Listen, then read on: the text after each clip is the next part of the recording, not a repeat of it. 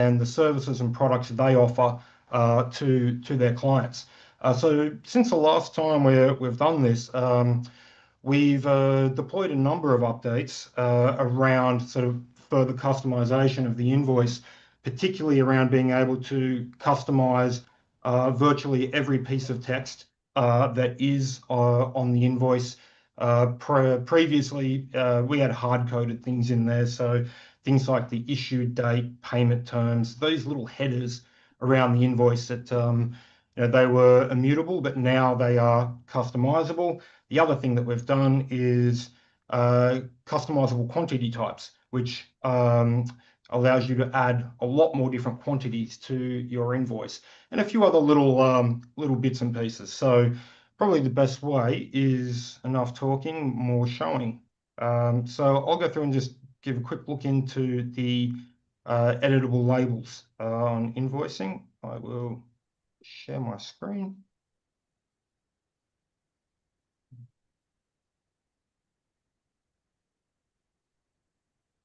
There we go. Everyone can see that? Yep. Great. Okay, so what we'll do, we'll start off inside the invoice template.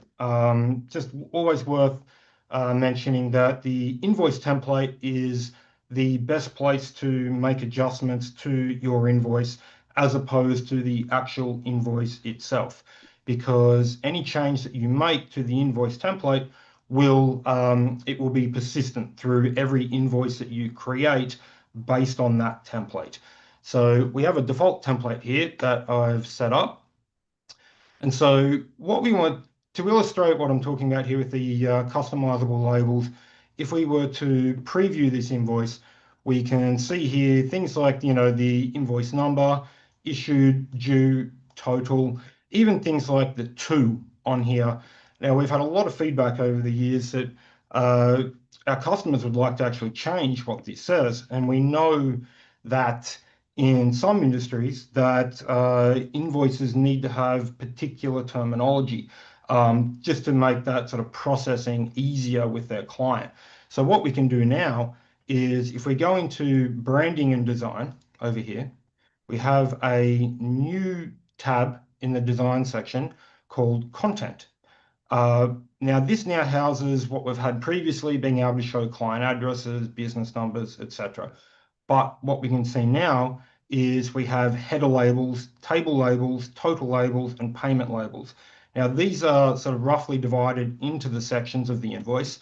So inside header labels, you can see where it says bill to, and we have two over here. For example, a number of our users don't want that at all. They just want to see the client name. So you can delete that. Say, for example, the invoice number. Some want to just simply make that an abbreviation of number here. And in particular, around due or issued. Again, some industries require this to say specifically a service date, which can now be updated and changed like that. That's inside you can also go through and change, the total, the balance, deposit due. You can change that to payment due if we like as well. And then also inside the actual tables themselves, the table labels, perhaps we want that to say item, or the rate, we can say we want that to be cost. And so now those will persevere, and then when we persist rather, and then what we can do is when we look at the branding here again, we can see those have changed like that, and they will stay. And when I'll create an invoice in a second, which will show those changes on an invoice. But while we're here, we've got a few other things that we've changed. So again, inside branding and design, we've had a number of users sort of request to us different ways to show the footer of the invoice. Right, by default, we've had it sort of left and right. So I've got the payment details here on the left, the footer on the right. Now, it's quite common for customers to have very long pieces of text inside the footer here. And so what that would do previously is make this column very long and a bit unwieldy. So we have a new option now inside the design panel over here. And what we can do is make those stacked vertically. So now we will get nice, clean, full width footer length here. So this text here can be as long as it wants without making the invoice, look pretty unwieldy and have everything sort of stacked over to the right-hand side. Back to the template itself. And now one of the sort of the more sort of detailed areas that we've changed around the invoicing templates and invoices themselves is the units. So we've had, by default, we've always had a unit, a day, and an hour, and words, which is not particularly flexible. So we've added over here this manager called quantity types.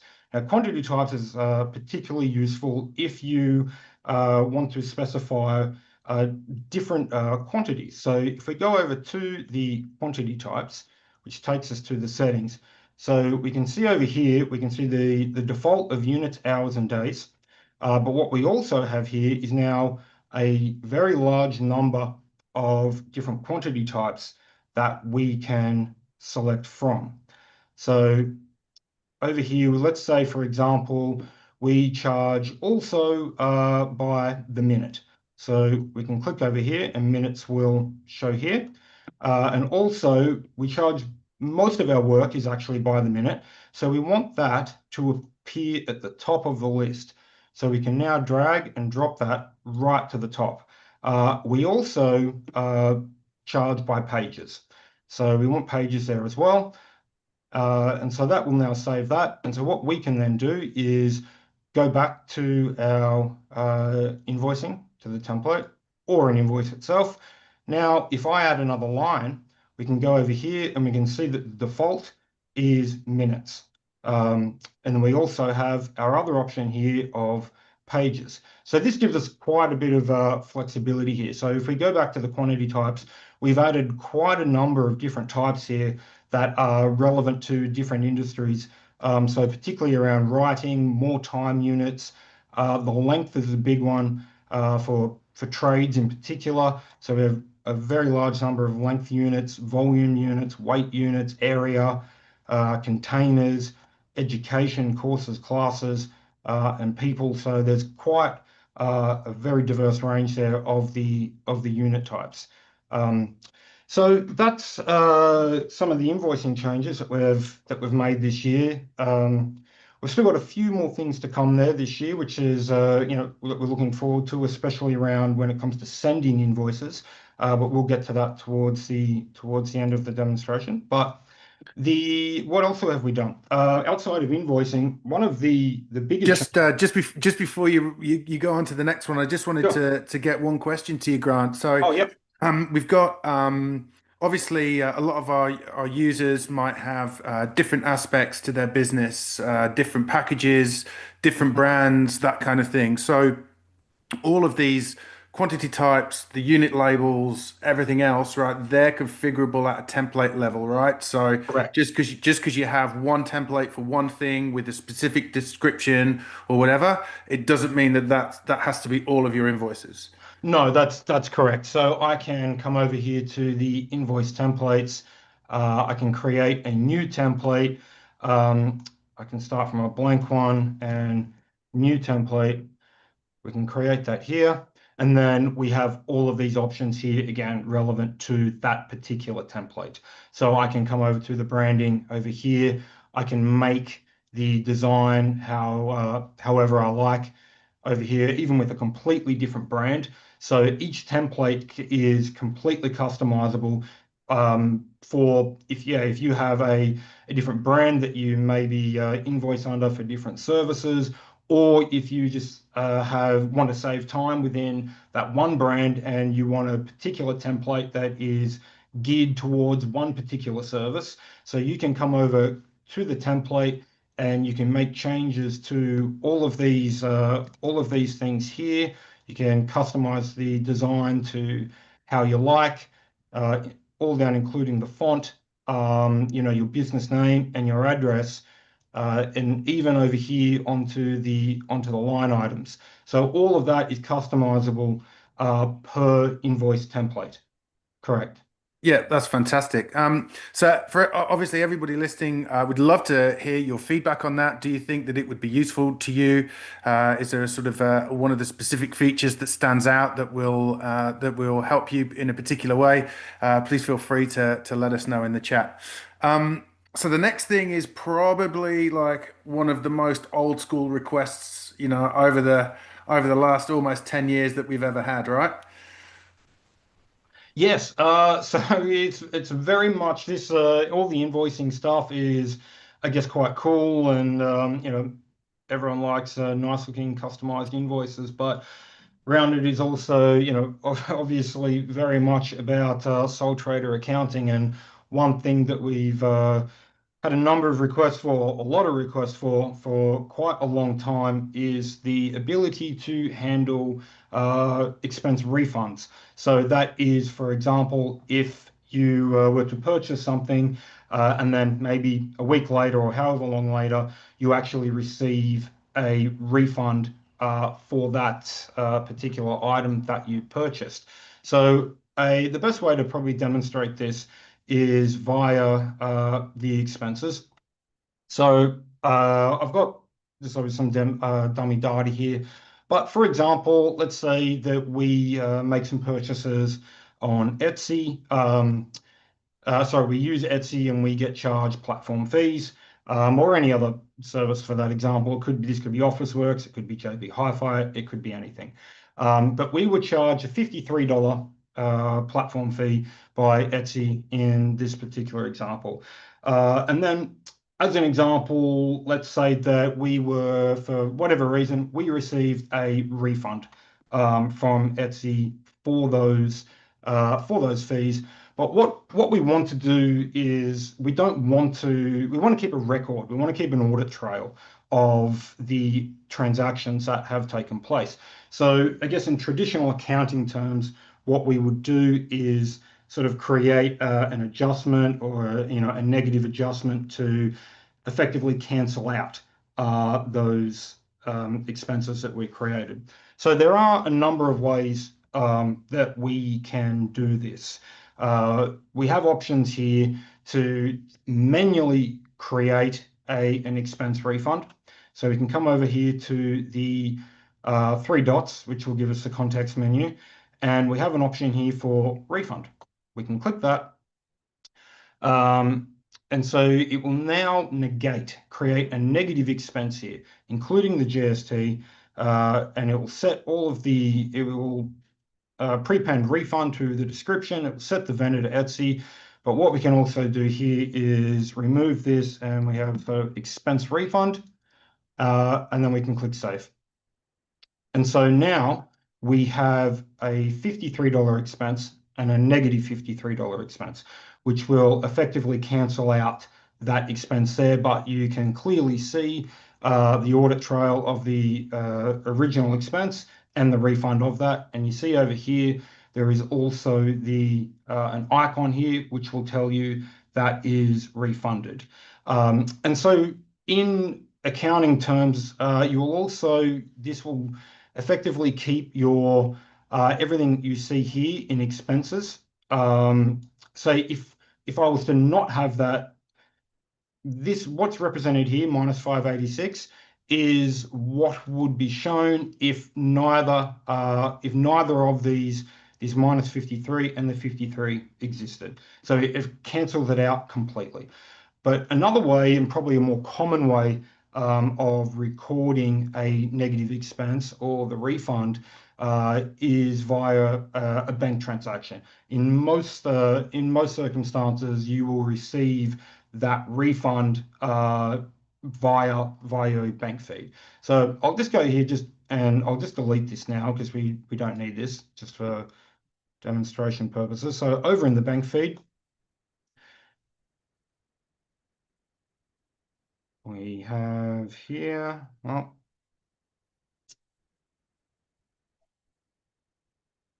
one second. All right. My local host was acting up there a little bit, sorry. Okay, we have over here, we can see that we have a credit from Etsy here for that $53. So you can see here we could add that as income, but we know in this circumstance that it is not income, it is a refund.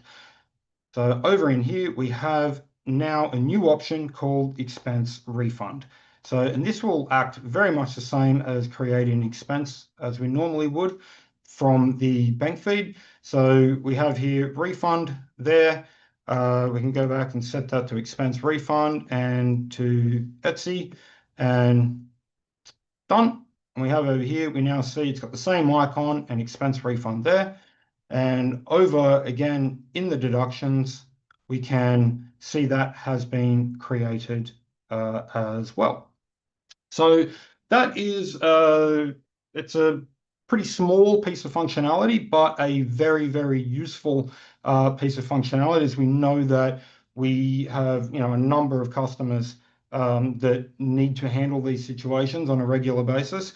And previously, the solutions for that were not particularly elegant, but now we have a full-featured and very useful way to handle expense refunds. You're on mute there, Ollie.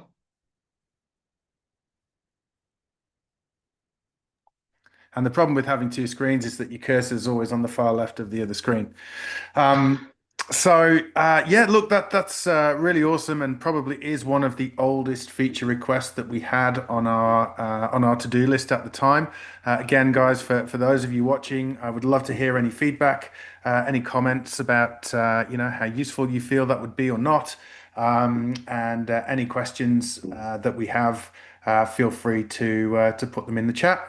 We have actually managed to get the YouTube live feed working as well. So for those of you watching on YouTube live, if you've got any questions that you'd like to put, we are monitoring the stream there too.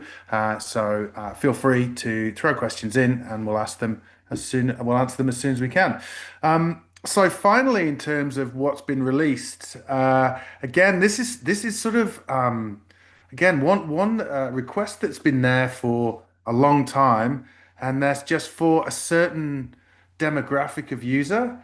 It's one of the most important things that they could possibly have. Yeah, it seems that way. It can make or break your whole product, apparently. Yeah.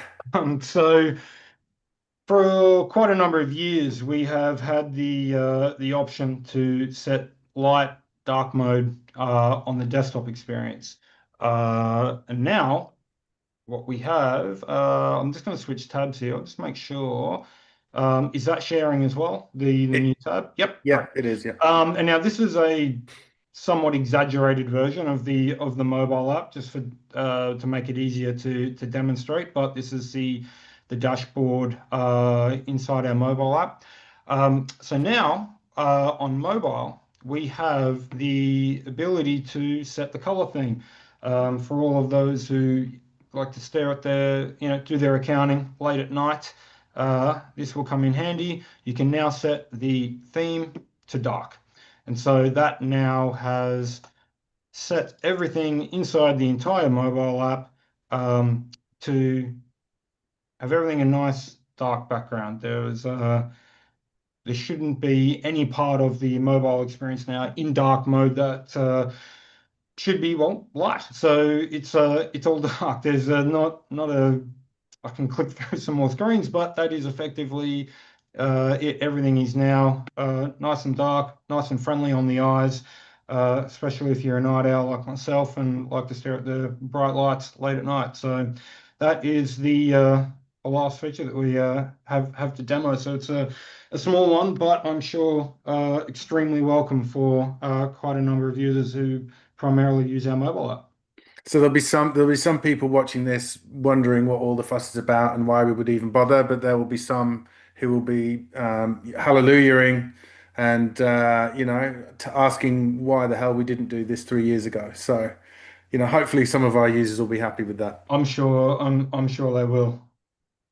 Cool. Awesome. Well, that's a little insight into some of the most recent product releases that we've had. We also wanted to talk a little bit about what's coming up in the short term future. And over this year, one of our most important projects has been building out and improving our integration with Stripe. And as most of you know, Stripe is a major transaction provider. If you give your users, your own clients, sorry, the ability to pay your invoices by credit card, um, you will probably use Stripe. And earlier in the year, we built out Stripe Feeds, which is the ability for you to be able to see non-invoiceable income that comes through Stripe. So many of you may have a website or use Stripe to collect income that you via other sources that you don't invoice for. And Stripe Feed is a bit like the bank feed, which allows you to do that. And if you want to find out more about that, we're not able to demo it right now. But if you don't know what Stripe feeds are and you'd like to understand more about how you might be able to use that, please do get in touch with the customer team via live chat, and we'll be able to help you set that up. But the next stage is in the works and hopefully not too far away. So if you could maybe give us a little insight into that, Grant. Yeah, yeah. So, I guess what we're talking about here is really trying to, work with our customers around how they take payments, within their business. Payments are core and essential to, everywhere to every sole trader. And one of the sort of, again, another very sort of long-standing request that we've had is the ability to sort of take payments from your customer that is not initiated by your customer. So that is, for example, let's say you have a client that you've been working for 4 to 5 years or longer, and you have a great relationship with that client, a very trusting relationship. And for example, might have recurring invoices that send out every month, maybe for web hosting or a retainer. And currently, those invoices are paid manually. The invoice goes out, the client receives them, and they make that payment manually, either via a bank transfer or via paying it through the Stripe functionality. What we're working on now is what we're calling card authorizations, so bank card authorizations. And what that means is your client can effectively give you permission, provide an authorization to charge their card at will. There will be some limitations around this, but it will effectively give you the permission and the authorization to make charges to your client's card.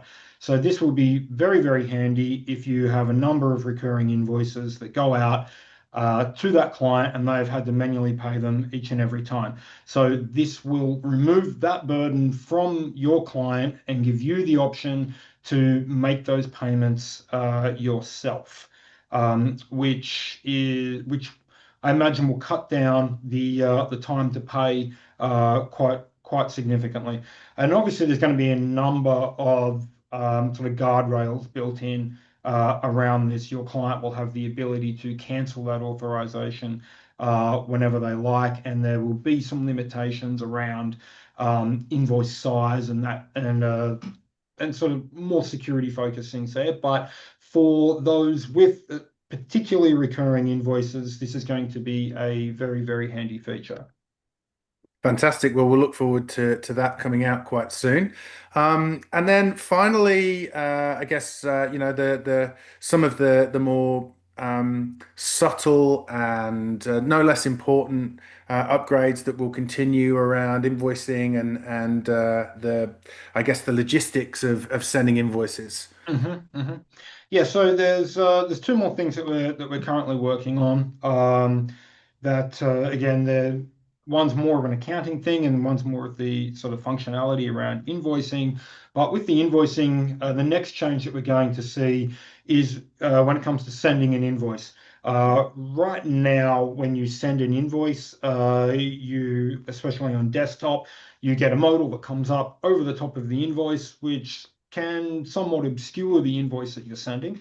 and we know that quite often you'll get to the point of sending the invoice, and you may realize that there's an error or something else that an adjustment that you wish to make to the invoice, and then you then need to go back to the invoice and make the change.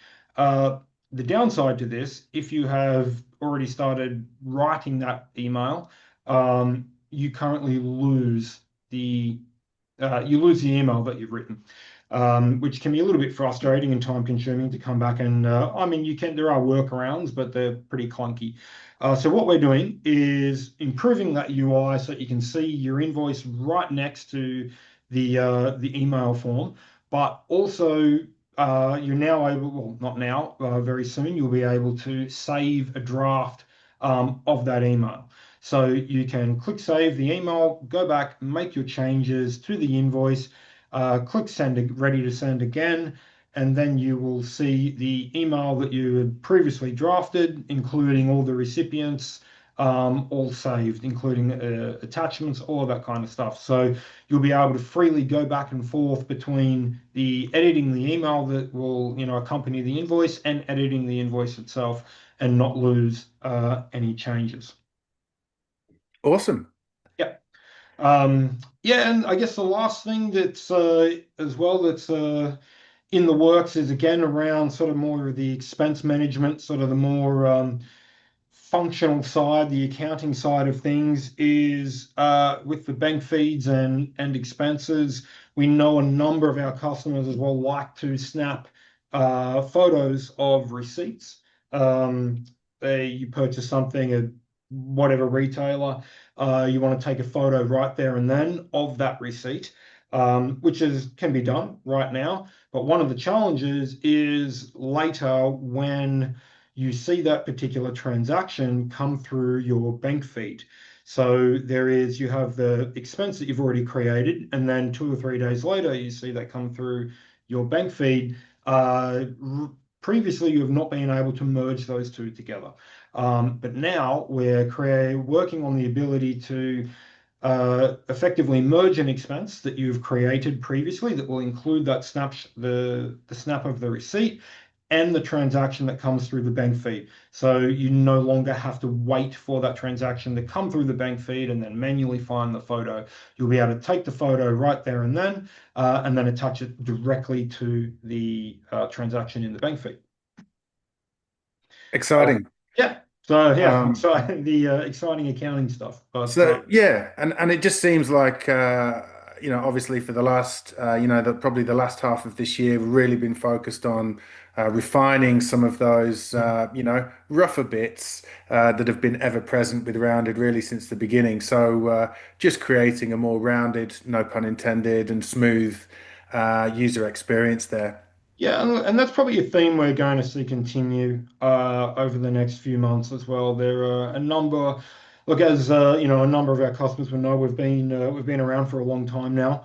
There are parts of the app that have been there since day one, and in need of some in need of some attention. And, over the next couple of months, we're going to be looking at quite a lot, of these sort of more sort of day to day and sort of more of the details around the existing functionality, to, tidy up, improve, look at how our customers are actually using that and seeing how those pieces of functionality can be, just improved, after 10 years of having those features there and looking at how our customers use them, how our customers' businesses have changed, and how we can look at some of the existing parts of the app and make improvements to those pieces of functionality. Perfect. Well, I think that probably brings us to the end. We're at the half hour. So, guys, as we said, we're going to try and do these more regularly. And the next one we could expect to be in the first quarter of next year, probably end of February, around mid-March, something like that. But if you have any questions today, please do feel free to put them in. We're happy to answer them. But otherwise, thank you for taking time out of your days to join us today. And if anything comes Any questions occur to you after the fact, our customer team is always there to answer those too. So, if there's no further questions, again, thank you for joining us, and we'll see you again in the new year. Thanks, everyone. Thanks, guys.